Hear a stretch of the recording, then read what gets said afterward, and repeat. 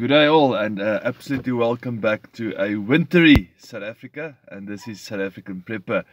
So I quickly want to touch base on the basic fundamentals of preparedness, or aka prepping.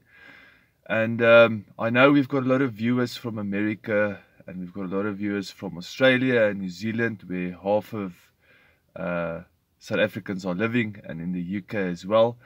So basic fundamentals, and this is what we have implemented in the last 10 years for ourselves.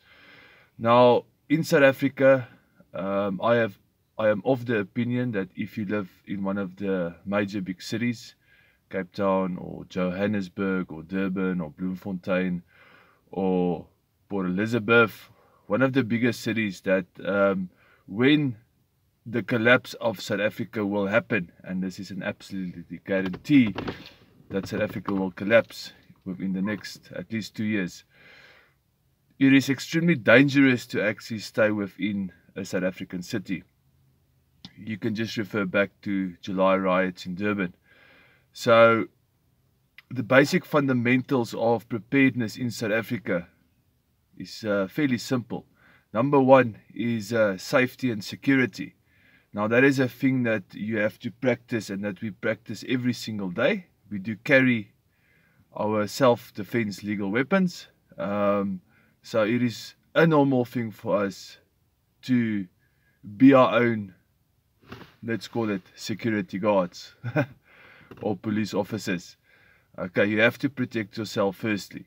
And then secondly, a big thing, especially up in the province of Gauteng, is water. Okay, South Africa does not have a lot of water. You need ways to store water, you need ways to carry water, you need ways to transport water, and you need ways to clean water. Now we did a recent test in the big city very close to us, and the water is actually shockingly dirty. Okay, and then the second thing is you need food. You need to have dry rations stored for at least 3 to 6 months.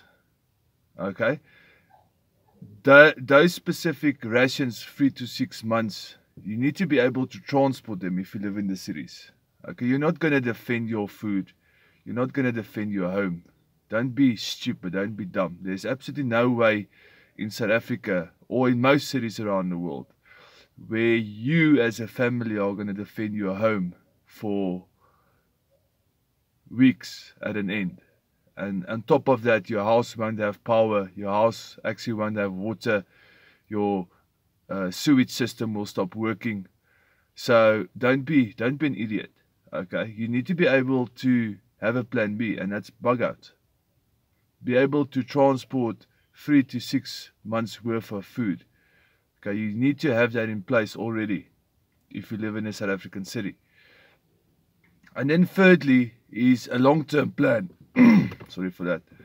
A long-term plan. Okay, how are you going to survive post-collapse, after the collapse have taken place? Now the collapse in South Africa is an absolute guarantee, and this is the same for many other Western countries as well. If you look at Europe, if you look at America, already the Americans are suffering because they're interfering everywhere in other people's wars. You can actually see that the dollar will eventually tank. Okay, imports to America have ceased and stopped. These guys are going to suffer. Okay, so you need to have a long-term plan as well. Now in my prepping community, which is fairly large, I am part of the agricultural department, and I always tell people that you have to make a decision. Either you can have 10 kilograms of rice and you can decide how long that rice will last your family. Maybe the 10 kg will last your family a week or 2 weeks. Or you can have 10 kilograms of certain seeds.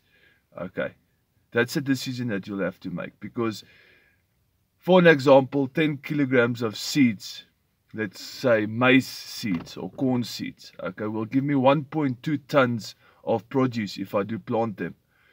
But 10 kgs of rice will give me maybe a full stomach for a week or two. Okay, So let's quickly recap. Number 1, safety and security.